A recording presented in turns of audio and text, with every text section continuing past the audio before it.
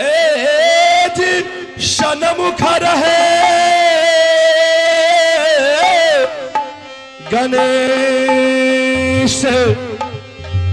पांच देव मिले राजा करे जी ब्रह्मा विष्णु में है।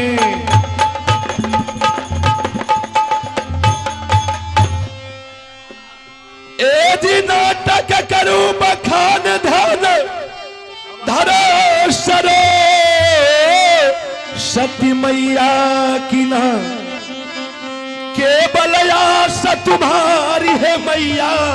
एजी पार लगा दे नैया। काली है कलकत्ता की आज कोसी का है धाम। हेलो इस नगरी की भगवती मैया को एजी बारंबार प्रणाम।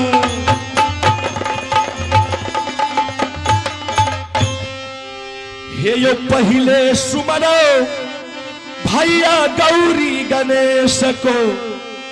राम हो सुमरो अयोध्या हो महादेव सुमरो भैया कैलाशपति को। कृष्ण हो सुमरो श्री द्वारिका हो नाथ।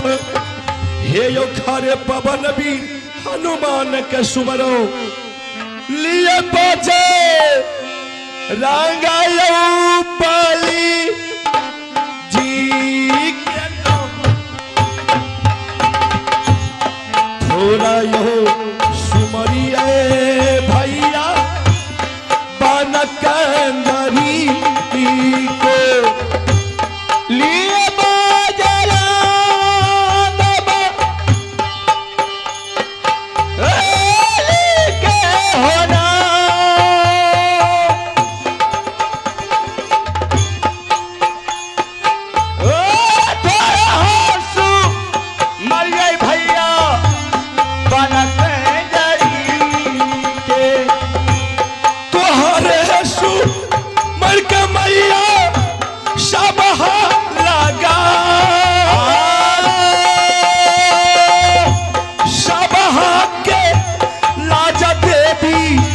रखिए सब में तोहरे सुमेर के देवी सब लगा।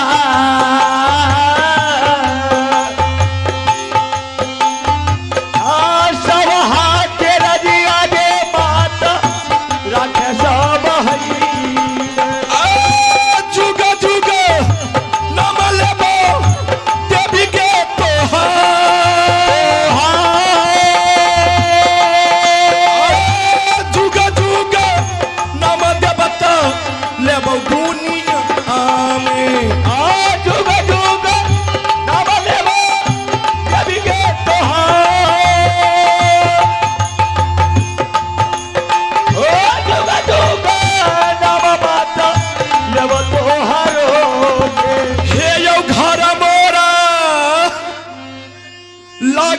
भैया। हे यो सोढ़ाली की लायौरा घर मोरा लगई बाबू साहब अकेला यो सोढ़ाली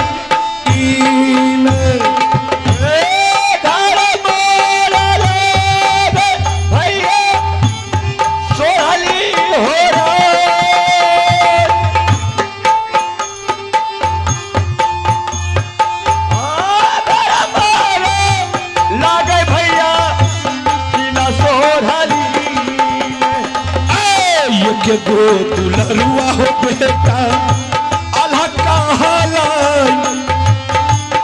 के गो दुलरुआ हो बेटा लगैया अल्लाह सिंगना। एक दुलरुआ बेटा अल्लाह सारदा। एक खेलवा लगई बिराया अल्लाह सिंगना।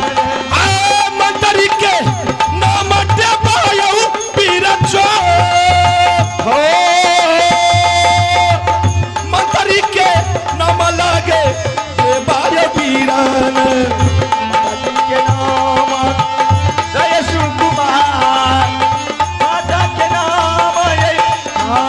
बदला गैया हे हमारो नाम जा सर सिंगार बढ़िया राजा है किला सोरहली में हमरा नामा जसर कहलाई बढ़िया राजा है बढ़िया चाल बराबर जाई बिगड़ा बेटा है किला सोरहली का बढ़िया चाली बराबर जाई जेने जाने हो बदला तब महाराजा दयाब किला पकड़ो रहिया हम दरबार से हमारा जब कलाई पकड़ा रही आया वाला माता सुन ले काली माँ काली है कलकत्ते वाली माता सुन ले काली माँ काली है कलकत्ते वाली लौटे बढ़िया हो दरबार से जाई लौटे बढ़िया हो अब दरबार से लौटे बढ़िया हो दरबार से जाए लौटे बढ़िया हो अब दरबार से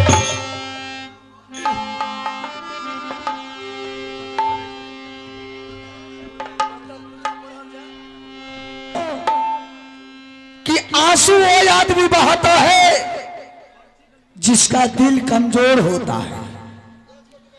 आंसू वो आदमी बहाता है जिसका दिल कमजोर होता है। माता रानी के दरबार में वही आदमी ताली बजाता है जिसके बाजू में ताकत होता है। एक बार बोलिए सरस्वती मैया की जय हो। ये आप लोग को सेवा करने के लिए हम लोग अब उपस्थित हो गए हैं। जो भी गलतियां होंगे कृपया आप लोग बच्चे समझ करके क्षमा करेंगे। धन्यवाद।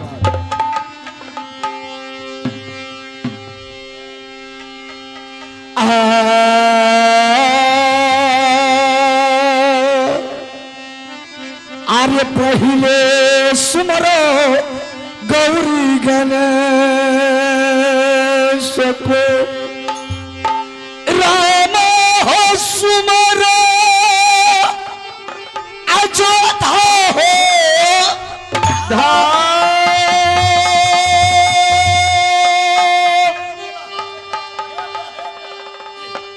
थोड़ा इसमें को दीजिएगा थोड़ा सा। हेलो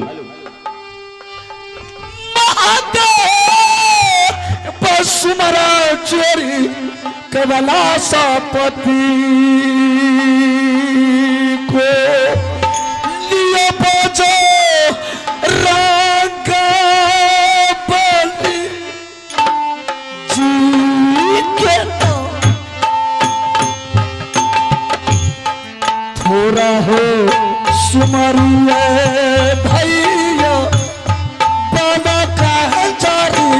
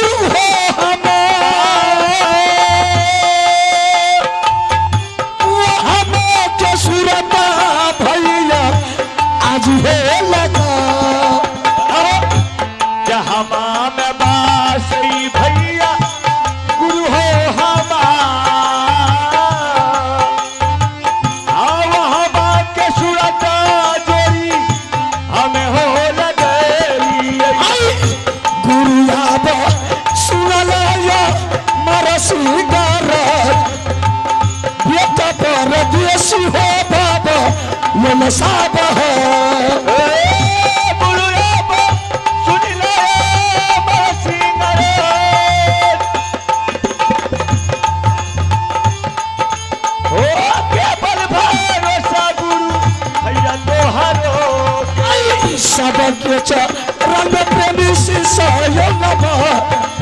शीशा हो तो चरण सबके चरण में माता शीशा गई भाई शीशा लोभावी घर मोरा लग जोरी हो पिताजी के नाम लागे राजा जा सकती घर लागे भैया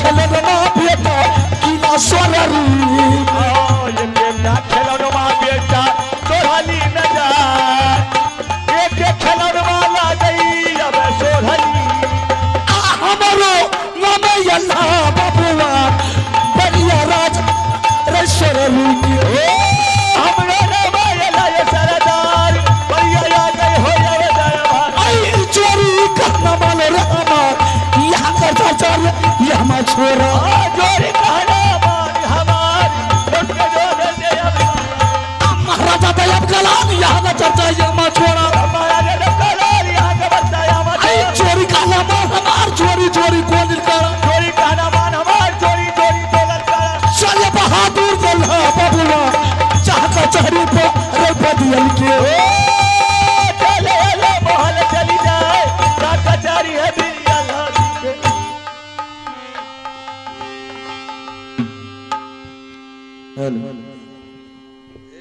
हेलो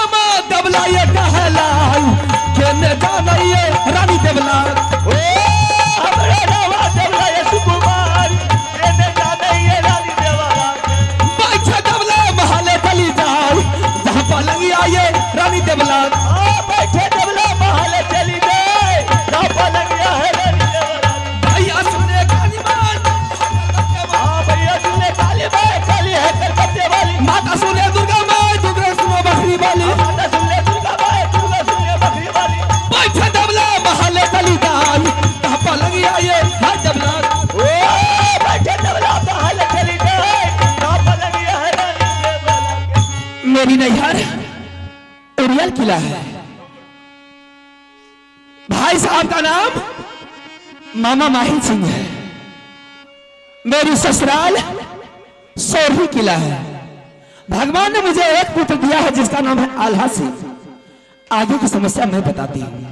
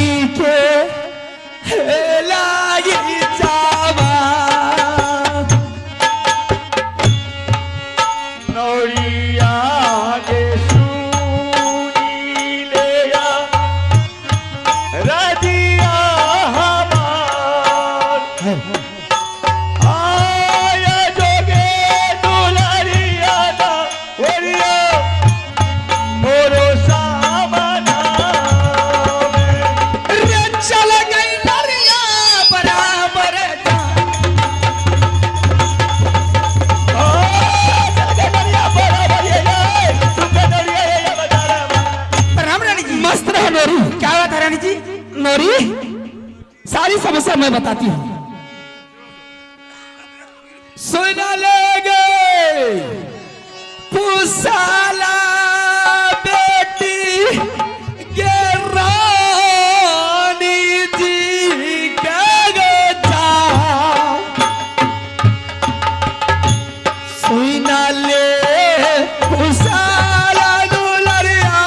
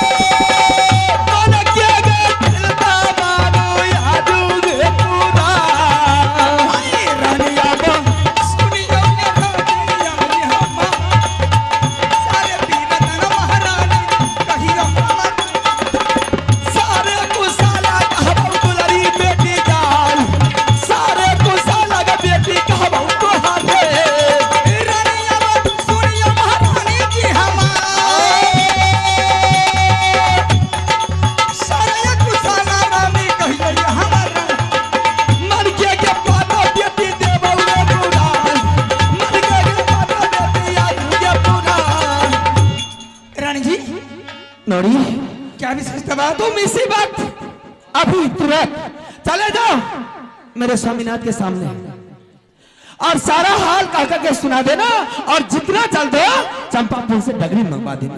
ठीक है रानी, 5 मिनट का टाइम दीजिए। मैं गई फिर वादन वापस आ गई है गया बनेगे सहाला जाई जाई दुलारिया बाबू गई मोर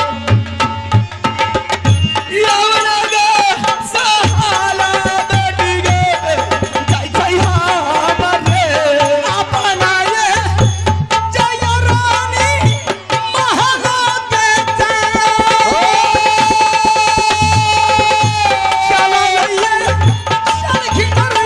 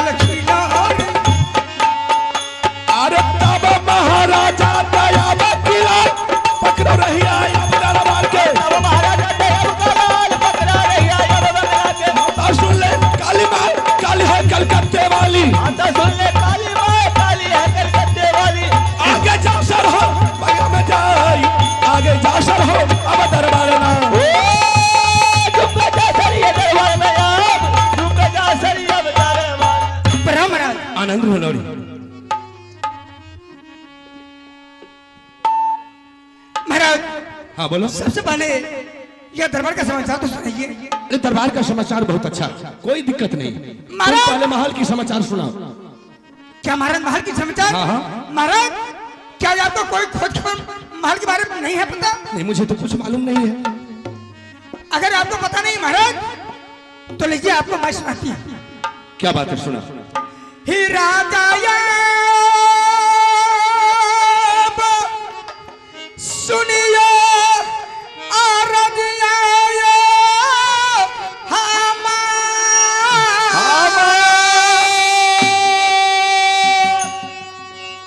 सुनियो कुशाला राजा जी रंग मोरी महला के नौरिया के सुना ले या राजिया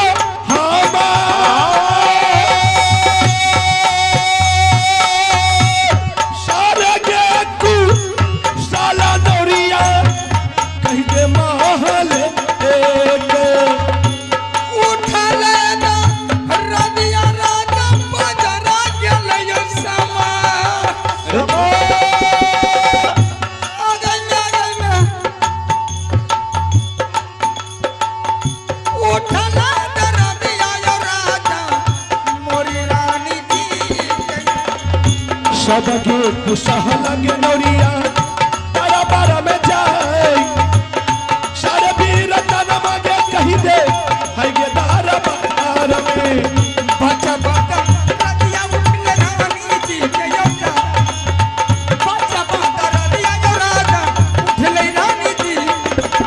नौरी महाराज क्या तुम्हें दर्द उठ गया? आपने महल के बारे में पता बताया, हाँ। लेकिन महाराज महल के समाचार तो बहुत गंभीर है।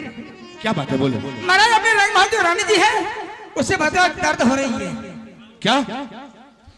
हम तो सोचे तुम्हें दर्द ऊपर हो गए। नहीं नहीं महाराज मैं कोनो दो आदमी नहीं है। देखो नौरी ऐसी कुछ नहीं, अरे दो आदमी रहे अच्छा है, एक आदमी रहे, दर्द तो दर्द होता नहीं महाराज रानी जी जो है मेरी में है उससे बदबा का दर्द हो रही है, उसके लिए आप व्यवस्था कीजिए। अच्छा नौरी देखो, क्या रानी को बच्चा की दर्द हो रही है? हाँ महाराज। ऐसा करो ना, तुम यहाँ से मंत्री को साथ कर लो और यहाँ से चले जाओ चंपापुर, चंपा डगरीन को बुला करके ले। हम महाराज मंत्री के साथ नहीं क्या काहे? आहा के मंत्री एक नंबर के लफड़ाया। अरे क्या करता है मंत्री? हम उसको बुलाते हैं। मंत्री रे, हाँ बताइए ने। ए मंत्री। प्रणाम प्रणाम महाराज। आनंद, ए तुमको मैं एक जगह भेजना चाहता हूँ, कता जो क्या जाओगे? कता भेज भाई? मैं तुमको भेजना चाहता हूँ कि तुम नौरी के साथ चले जाओ चंपापुर और चंपा डगरीन को फौरन उसे बुला करके अपना सुरली किला महल में हाजिर करना। जेतै न गेनेरी ए यो महाराज देख लियो अगर भाषा केहन अब समझ निकले छे उस जाय छै नरी गे देवी हमरा साथ। देख लियो महाराज कालो ने एक नंबर के लुच्चा छे। हमें की करियो गे की करियो हमें गे? नहीं बुझले महाराज अपन बगीचा नहीं भरिया हाँ हाँ बड़का बगान हाँ बोलो। से महाराज की कहबे जेठ मास रहे आ अपना बगीचा में यथाता के टिकला भे गेल महाराज। अच्छा। एते एते गोखे नमका गोलका बेहुदा कहीं बोलने दो। महाराज से की कहो पूरब से बिहार उठले महाराज। अच्छा जब एते जोर बिहार उठले ने जते टिकला रे सब टूट गेले। बिहार में तो होबे करता। टूट जे गेले महाराज हम मन में सोच अगर कोई बिछ लेते वो टिकला तो राजा साहब हमरा पर बिगड़थिन। आई बात सोच के महाराज हम कहलिए अब केना जेबे कुछ दूर जब चलिए महाराज हाँ तो खियाले हम अकेली नहीं जाम हम मंत्री के साथ के ले छी। अच्छा जब मंत्री के गलिए महाराज के जकरा साथ करे ले ई माल डाल के खिया के ई बब्बो का भूसकर में सुतल रहे। अरे भूसा में घुस जा रहल गे बेहुदा कहीं उस काले में सोता। हाय गे अपने महल में दरबार में कोई कमी है सोने बैठने का? ठंडा लागे रे न त कहलिए भूसा ही ठंडा लगा। ठीक है महाराज ओकरा साथ नहीं जा गे हमें की करियो गे? देखियो की कहे बारी में खड़ा है नहीं देख मां कहिए। करे साले इतना मार मारेंगे हालत सुने छिए न महाराज नहीं बुझिए महाराज उ जे कहते नौरी के बारी खरे न मां कहते ठीके कहे जा जाने छिए महाराज हम तो नौरी बनी जाए बस छिए ठीक है तुमको सुन लिया महाराज हम तो नौरी बनी जाए छिए बीत बर्तन एकना गोर चूल चौका गोबर कसी जे भी छे बच्चा के खेलेने उलेने तेल कुर लगेने हाँ, ये हमार काज